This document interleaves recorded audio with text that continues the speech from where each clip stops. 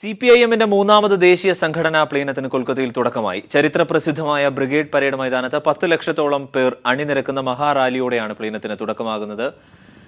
വൈകുന്നേരം 6 മണിക്ക് പ്രതിനിധി സമ്മേളനം തുടങ്ങും. വിവരങ്ങളുമായി ഞങ്ങളുടെ പ്രതിനിധി എം സന്തോഷ് ചേരുന്നുണ്ട് കൊൽക്കത്തയിൽ നിന്ന്. സന്തോഷ്, സംഘടനാ കാര്യങ്ങൾ ചർച്ച ചെയ്യാനായി CPIM ദേശീയ തലത്തിൽ വിളിച്ചു ചേർക്കുന്ന മൂന്നാമത്തെ പ്ലീനമാണ് ഇത്.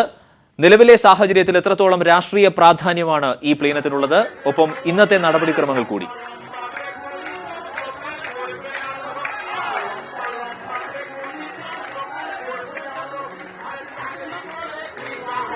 അരുൺ, പശ്ചിമ ബംഗാളിൽ പാർട്ടി ദുർബലപ്പെട്ടുവെന്ന് പറയുന്നവർക്ക് ശക്തമായിട്ടുള്ള മറുപടിയാണ് ഇന്ന് പശ്ചിമ ബംഗാൾ CPM സംസ്ഥാന ഘടകം നൽകിയിരിക്കുന്നത്.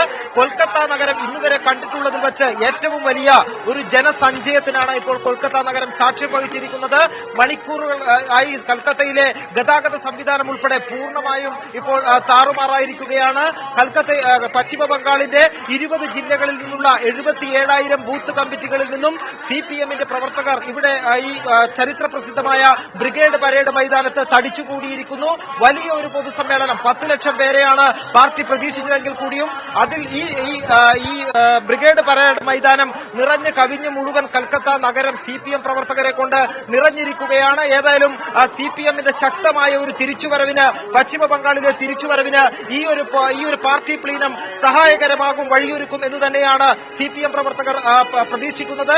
അല്പസമയത്തിനകം തന്നെ മുതിർന്ന കമ്മ്യൂണിസ്റ്റ് നേതാവ് ബുദ്ധദേവ് ഭട്ടാചാര്യയുടെ അധ്യക്ഷതയിൽ പൊതുസമ്മേളനം ആരംഭിക്കും. പോളിറ്റ് ബ്യൂറോ അംഗങ്ങളും കേന്ദ്ര നേതാക്കളും സംസ്ഥാന നേതാക്കളും എല്ലാം തന്നെ ഈ പൊതുസമ്മേളനത്തെ അഭിസംബോധന ചെയ്തുകൊണ്ട് സംസാരിക്കും.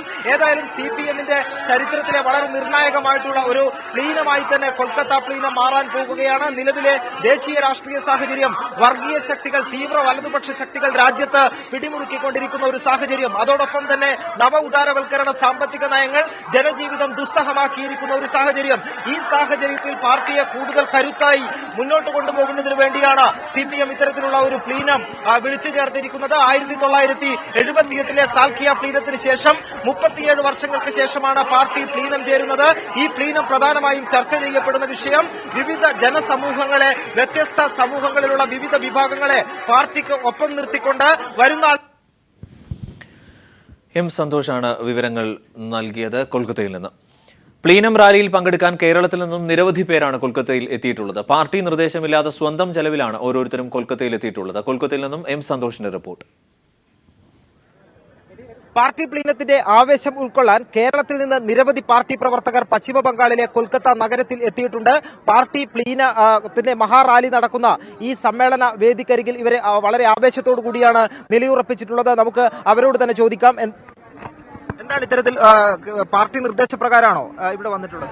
യാതൊരു നിർദ്ദേശവുമില്ല.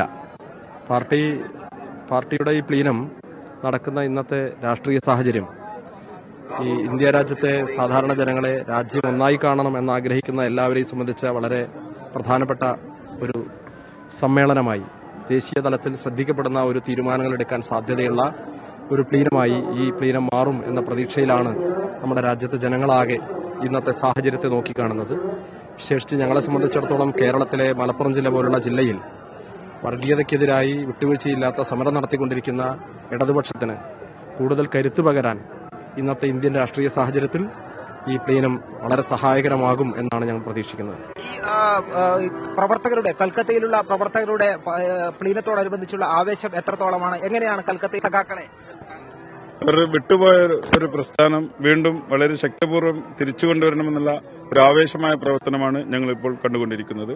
ഞങ്ങൾ ഈ പ്രവർത്തനം കണ്ടതുകൊണ്ട് നമ്മൾ മനസ്സിലാക്കുന്നത് എന്തായാലും തീർച്ചയായും അതിജീവിച്ച് വീണ്ടും CPM എന്ന പാർട്ടി, അല്ലെങ്കിൽ ഇടതുപക്ഷ എന്ന പാർട്ടി ബംഗാളിൽ തിരിച്ചുവരുമെന്ന പ്രതീക്ഷയാണ് കാണുന്നത്. പുതിയ പോരാട്ടങ്ങൾക്ക് പാർട്ടിയെ ശക്തിപ്പെടുത്താൻ കൊൽക്കത്തയിൽ ചേരുന്ന സംഘടനാ പ്ലീനം സഹായിക്കുമെന്നാണ് കേരളത്തിൽ നിന്നെത്തിയ പ്രവർത്തകരുടെ അഭിപ്രായം.